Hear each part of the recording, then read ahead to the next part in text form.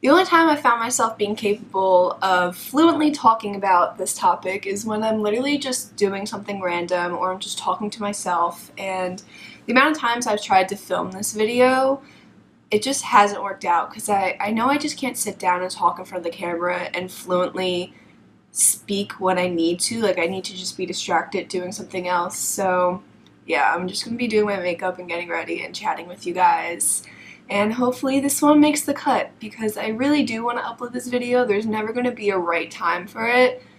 But I feel like it's a big part of my life that you guys should know about, and I want to be there for other people who go through the same things. So yeah, let me just do my makeup, I guess. So basically, the title of this video is my anxiety and depression story, and you're probably like, anxiety and depression, Reese? What? Like, when did this happen? Yeah, I wouldn't say I still have it, but I went through anxiety and depression. I do definitely still have some social anxiety issues, but we'll get into that. So, I don't know, I guess I'll just start from the beginning. I started noticing issues, just like being anxious and stuff, especially around friends, freshman year of high school. And it's because it was a new place. Like, I really enjoyed middle school. I really had a good time. I had some like good friends. Like, you don't really need a friend group in middle school. Like, you're kind of just friends with everyone and you just kind of talk to everyone, and you don't really worry about cliques or anything like that. But once you get to high school, all those things start to arise, and I started to just feel really lonely all of a sudden and really left out, and I didn't really know where I fit in high school. And basically I just felt like the friends that I did have didn't see me as a friend, and they kind of just ignored me, and I started to feel invisible. And this definitely was like all in my head. I have this problem where I overthink everything and I don't say anything that's in my mind because I just overthink it to the point where I don't think it needs to be said at all. And I don't really express my thoughts or opinions unless I think that's going to be beneficial to the people around me. So basically how everything arose, the whole situation, is just me involving overthinking. And I started overthinking how my friends thought about me. I thought no one wanted to be friends with me. And the situation was I had friends and they all were in like a friend group together, but I never was like included in that friend group. Like, they would never ask me out. I would see them post on like Instagram and stuff, them all hanging out together, and I was never invited. But I was friends with each and every one of them singularly. We would have a great time on our own, but I never got invited out anywhere, especially as a group. If I ever wanted to make plans with someone, I had to ask them. I had to initiate conversation. No one ever came to me, and it started really like digging under my skin because I thought no one liked me. Like, I thought I was bothering everyone by asking them to hang out or just talk or whatever the situation was. And I kind of just started isolating myself because I already was feeling lonely, and then these small moments started escalating in my mind. Like, they were huge dramatic moments that no one liked me and everyone hated me and everyone secretly didn't want to be my friend and they were ignoring me on purpose. And this definitely probably wasn't the case. Like, all these people probably didn't even notice that they were like not including me, but that's what hurt the most because no one ever noticed me. No one ever stopped to think like, oh, let's invite Reese, or I wonder how Reese is doing today. And I just got really sick of being turned down and feeling invisible, so I just stopped talking to them overall because it was I felt like one-sided friendship. And like I said, I was friends with each and every one of these people individually, and we'd have great conversations. Like, you know when you're in class and you have your friend there and it's like, you basically can't escape talking to them. Like, it's great because you have this friend in class. Like, we would chat and have a great time in class, but as soon as we stepped out into the hallway, it's like I was invisible. It's like all these other friends came along and I didn't matter anymore. I was only there to entertain them for that class. And this really started to hurt. I would find myself walking in the hallways completely alone and holding back tears because I felt completely invisible to the entire school, to my friends. I felt like no one wanted to talk to me. And what literally hurt the most is, you know how when you're walking in a group of 3, there's not enough room for all 3 to walk next to each other, so one's pushed to the back? I would always be the person pushed to the back, no matter how hard I tried to butt into the conversation, to feel included. I somehow was always forgotten about and pushed to the back of that little conversation. And the same thing would happen, like, if I was talking to someone singularly and one of their other friends came along, they would drop the conversation with me, like, instantly and start talking to their other friends. They wouldn't just be like, oh, hey, and then continue the conversation or let the other person join in the conversation. They would just drop me and move on to a new conversation. And this just really hurt. And this, to people who don't experience anxiety over things like this, it sounds really dumb and probably just like, oh, like they're just talking to their other friend. But for someone who does, like, these small moments escalate to huge dramatic moments in the back of your head, and you start overthinking everything. And this is what kept happening to me. So freshman year was really not enjoyable because when winter started rolling around in a few months of the school year, this was all happening. I just got really, really depressed because I just was so sad that no one wanted to be my friend. No one wanted to hang out with me. Like I said, no one would ever ask me to hang out. I would always have to initiate conversation or ask people, and then if I ever did make plans with someone, majority of the time they would cancel right before, and I would look forward to these plans all week long. And if anyone ever canceled, I would get so depressed, and I just stopped calling people because I didn't want to feel like I was being let down anymore. So I locked myself in my room every night. I don't even know what the time period was, but I just cried myself to sleep every night because I just felt so stupid and alone and like a loser. And this is when, like, the depression started. Like, I've been like an emotional person, but like I said, I keep things inside.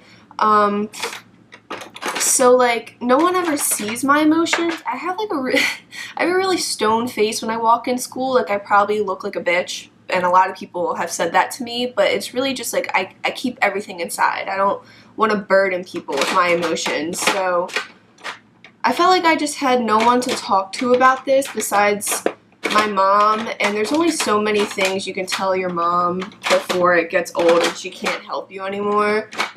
So this was happening all throughout, like, the winter to like April in freshman year, and I get pretty bad seasonal depression as it is, so like everything was just like escalated to the extreme. And like, when I say depressed, like, I'm not just sad. Like, there's a difference between sad and depressed. Like, I was depressed. I isolated myself. I didn't talk to people. I cried myself to sleep every night. I felt this emptiness in my stomach and emotional pain that would turn to physical pain. So basically, my depression stems from anxiety, so they're kind of always tied hand in hand.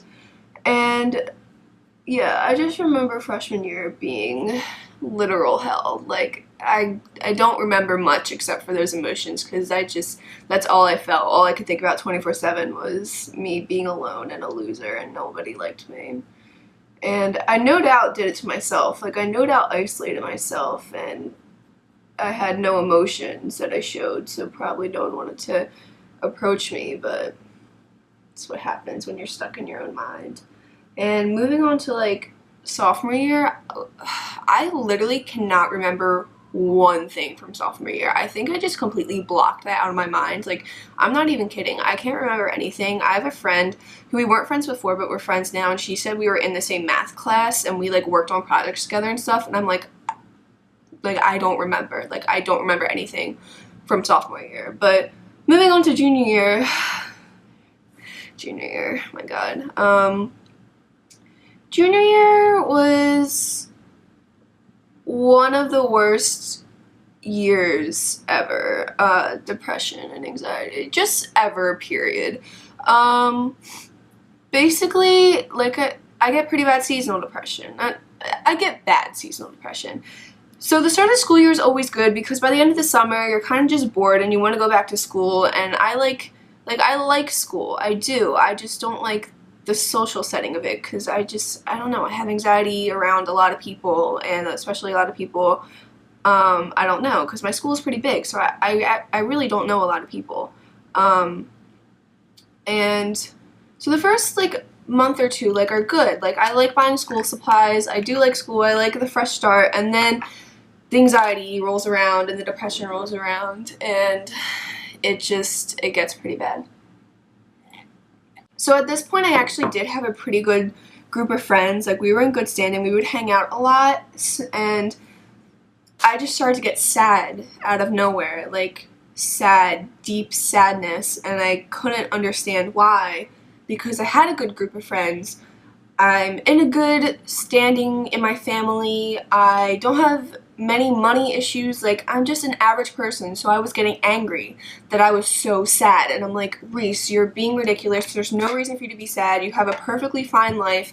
But I couldn't control this sadness, this depression that was just consuming me, and it was really getting me even more depressed that I was depressed with no actual reason. I thought my depression had to be validated with some life event, and I just felt stupid because there was no reason for me to be sad. And once the winter rolled around, this is the worst part. Once the winter rolled around, I started getting into this cycle where the week would start off okay. Like, I would just be in an okay mood. And don't get me wrong, like, there were good parts to every day. There would be, like, highlights to the day. There would be good days, or maybe, like, a particularly good week. But when you have depression and you're in this mindset that you can't control every good thing that happens to you, as soon as it is over, automatically gets overrun by these depressive thoughts. Like, you can't even enjoy a good moment because the second that it's over, you fall back down into depression. Like every good memory was overrun by the instant sadness that followed it. That's why I kind of shielded myself, because I was literally scared to have a good day because I didn't want it to end, and I didn't want to feel sad again afterwards. So I just every day just started to turn into an okay or a bad day. But getting back to it, the week would start off okay. Monday, like Tuesday, it would be like okay, average, and then throughout the week, my depression would slowly intensify, where it would just get worse and worse, and I would fall into a deeper hole. And then by like Friday or Saturday, like the end of the week, I would hit rock bottom so hard. And I basically, what I called like a mental breakdown, is everything would just turn to hell. I would cry and scream. I couldn't breathe. I felt pain from this emotion that I couldn't control, and I just got so depressed, and I couldn't figure out why, and it was making me more depressed. And like I said, I was in good standing. I felt stupid because I'm like, you have no reason to be depressed. Why are you so sad? And no one knew about this because I didn't want to burden anyone with my depression. I didn't want to have my friends have to worry about me and look at me and like baby me and make sure I'm always okay. And all I could do was tell my mom about it. And there's, like I said, there's only so much your mom can do. Like, she's not a therapist. Like, she can only coddle me so much, and it just wasn't working anymore. And this would happen for weeks and months. Every week it would start off okay. It would go down and down and down. I would hit rock bottom, have these mental breakdowns, and then the next day, which was the weirdest part, I would be totally okay. I'd be like, what's depression? I don't even know what that is. Like, life is so good. I'm so happy. And then it would start all over again. After that good day, it would just go down and down and down and down. I would hit rock bottom and then spring back up again the next day. And it was not normal. And I begged my mom. I'm like, Mom, this is not normal. Like, I have no control over myself at all. Like, I need professional help. So after a while, oh, there's an eyelash stuck to the bottom of my mug. Where'd the other one go? Oh, I like those eyelashes. Where did they go? So I begged my mom to take me to a therapist, and I just went to one that was local because I wasn't really sure what to expect. And the lady was super nice, of course, like she's a therapist, and I just told her everything that was happening. And literally after like 2 sessions of me just telling her how I kind of had no control over my emotions, I had no motive behind anything, I would just hit rock bottom and everything would just turn to an explosion. She basically said, I think you need to go on medication, and she explained that she doesn't do this all the time. That's not the point of a therapist. Therapists try to work through things, but just the way I was describing things, she's like, I think you need medication because it's really out of your control, and it seems like something on a deeper level that I can't fix. So the next week or so, I went to the doctor, and he prescribed me like an antidepressant, anti-anxiety medicine. Like I said, they kind of tie hand in hand. And literally, after like 3 days of being on this medicine, I could feel this darkness lifting out of me, and I could actually breathe and feel like a human being. And it was like a miracle. Now, I'm not saying if you're struggling with anxiety or depression just to go on medicine. Like, definitely get professional help first, because there's different reasons for everything.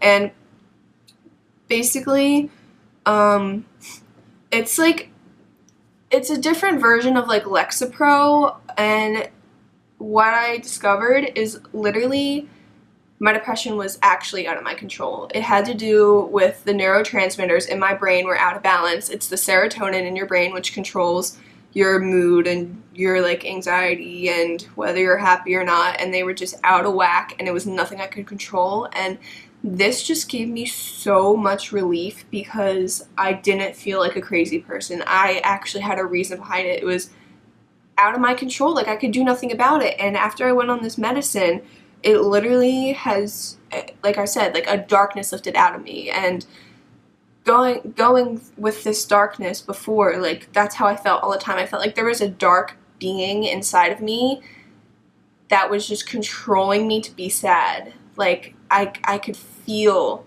this tension in my chest every single day. Like, there was some little dark cloud just controlling my emotions, and this medicine just kind of made it go away. And I never was so grateful for anything because, like I said, I have an average life. I'm grateful for the family I have, my dogs, the food, the college I'm going to right now, but before it was high school, like, I was grateful for everything, but I've never been so grateful for something so much. And I'm still on the medicine to this day. There's no point for me getting off of it because it's doing great.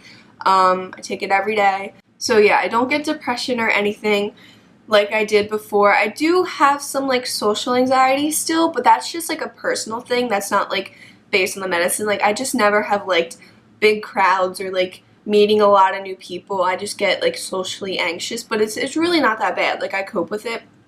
And then that was all junior year, and then senior year was good. It was good up until the end of senior year. I did get depressed again at the end of senior year, but that was because like a big event happened in my life, and I knew why I was depressed. It had nothing to do with like the things that were before. So senior year was good until it ended with a flop, and then it just really sucked. So basically what I'm trying to say is I hated high school. But yeah, if you're ever struggling with anything, just go get help. Don't feel embarrassed about it. Like, if you can't confide in like your parents, go get help. You cannot do this by yourself. There's no way you can fix a situation by yourself, especially if you're in a situation like me where it was out of your control. But if you do have like a traumatic event or something, like, you just need to talk to someone about it. So yeah, I hope this video actually gets uploaded one day because I really do want to share this story. I wouldn't have talked for this long about it. So yeah, that's my story. I hope you guys got some insight about it on my life, and there's a few times where I've like been off YouTube for a while or just took a break. It's because things like that happen and life happens.